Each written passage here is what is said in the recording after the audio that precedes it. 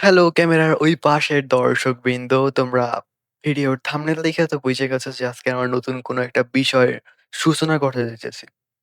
কি বিষয়ে নিয়ে আজকের কথা? তোমরা থাম্বনেলে দেখছো ওয়েলকাম টু আহরণ। হোয়াট ইজ আহরণ? তোমরা ইতিমধ্যে শুইনা থাকবা রেদোয়ান্স মেথড, এসিএস ফিউচার স্কুলের মতো এডটেক প্ল্যাটফর্ম যারা কিনা ফ্রিতে এবং পেইড তারা ২ ভাবেই স্টুডেন্টদেরকে কনটেন্টের মাধ্যমে সার্ভ করে অনলাইন ভিত্তিক। একদম সিমিলার কনসেপ্টের উপর গড়ে তোলা আমাদের নিজেদের স্টার্টআপ আহরণ। আমরা আসলে টার্গেট করতেছি এসএসসি ২৮ ব্যাচের এবং আমরা নিজেরাই এসএসসি ২৭ ব্যাচ। সুতরাং তোমাদের থেকে ১ বছর সিনিয়র আমরা। আর আমার মনে হয় এখানে এসএসসি ২৮ বাদে অনেক ব্যাচের স্টুডেন্টরা আছো।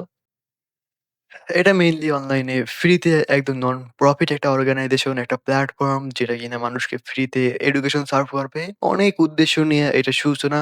কেন আহরণ? এই প্রশ্নের সঠিক উত্তর যদি দেই, আমরা চেষ্টা করব আরো ইউনিক ভাবে পড়াইতে যেটা কিনা আজ পর্যন্ত কোনো edtech platform, Redwan's method, ACS future school এরা পড়াইতে পারে নাই। আমরা এমনভাবে ভাইঙে, ভাইঙে চ্যাপ্টার গুলা পড়াবো যেগুলো আমি এখন বলতেছি না কারণ ভিডিও লেংথ একটু বেশি হয়ে যাবে। এখন এসএসসি ২৮ ব্যাচ যারা তোমাদের নিয়েই যেহেতু আমাদের মূল কাজ, তাছাড়াও এইচএসসি ২৭ যারা আমার সমবয়সী এবং এইচএসসি ২৬ তোমাদের নিয়ে আমাদের পরিকল্পনা আছে বাট এইচএসসি ২৬ নিয়ে কিছু করার নাই। কারণ আমি তাদের ১ বছর জুনিয়র। এসএসসি ২৮ ব্যাচের স্টুডেন্টদেরকে আমরা ৩ টা ভাগে ভাগ করতে পারি। ১ম ভাগ, সেই স্টুডেন্টরা যাদের টার্গেট থাকে সবসময় পরীক্ষায় ১০০ তে ১০০, ১০০ তে ৯৫, যারা এক্সট্রিম লেভেলের নার্ড। সেকেন্ড টাইপ স্টুডেন্ট যারা যাদের টার্গেট শুধুমাত্র এ প্লাস পাওয়া, যারা এ প্লাস পেলেই সন্তুষ্ট। থার্ড টাইপের স্টুডেন্ট যারা পাস করলেই সন্তুষ্ট। ৩ টা ধরনের স্টুডেন্ট আমি ভাগ করতে পারি এবং এদের মধ্যে কোন টাইপের স্টুডেন্ট নিয়ে আমরা কাজ করব? আমরা কাজ করব যাদের টার্গেট এ প্লাস নিয়ে তাদের উপর। তবে যাদের যাদের টার্গেট এক্সট্রিম লেভেলের আ টপার যারা আছে ৯৫, ১০০ পাইতে চাও তাদের নিয়ে আমাদের বিশেষ বিবেচনা থাকবে। কারণ তাদের পড়ানোটা অনেক ইজি হয়। আর এই ২ টাইপ কভার করলে এমনিতেই যারা পাস করতে চায় তাদের টাইপ কভার হয়ে যাবে। আমি কে? আমি কে এবং কেন এই স্টার্টআপটা শুরু করলাম? এই স্টার্টআপ শুরু করার পেছনে অনেক, অনেক কারণ আছে। এর পিছনে আমার স্বার্থ লুকাই আছে, এর পিছনে তোমাদের স্বার্থ লুকাই আছে, এর পেছনে পুরো দেশের স্বার্থ লুকাই আছে।